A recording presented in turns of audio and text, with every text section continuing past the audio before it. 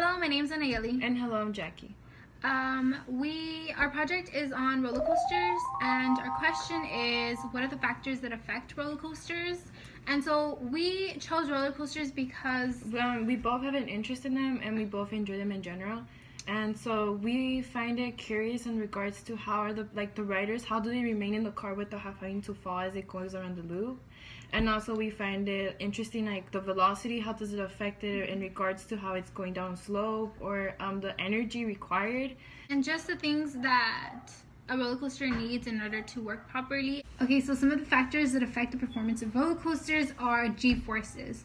And G-forces are the measurement of acceleration, gravitation. This is the force that pulls objects in the direction of the Earth's center. So it's also the most important concept in physics associated with roller coasters.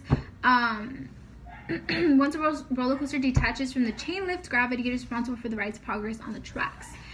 And potential energy and kinetic energy. So these energies are in charge of roller coaster's speed and height. The higher an object reaches off the ground, it has more potential energy. So once the roller coaster reaches towards the ground, then kinetic energy is used. But the coaster needs to keep a satisfactory balance of kinetic and potential energies to provide a sensational ride. Mm-hmm. Okay, and then some other factors would be the centripetal force, which is used on roller coasters in the loops.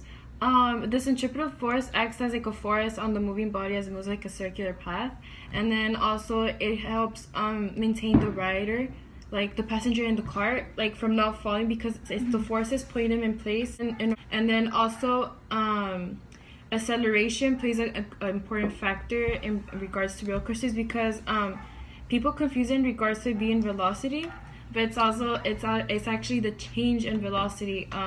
Because like as it goes around the loop or it changes slopes, either the acceleration could remain constant or it could be changed.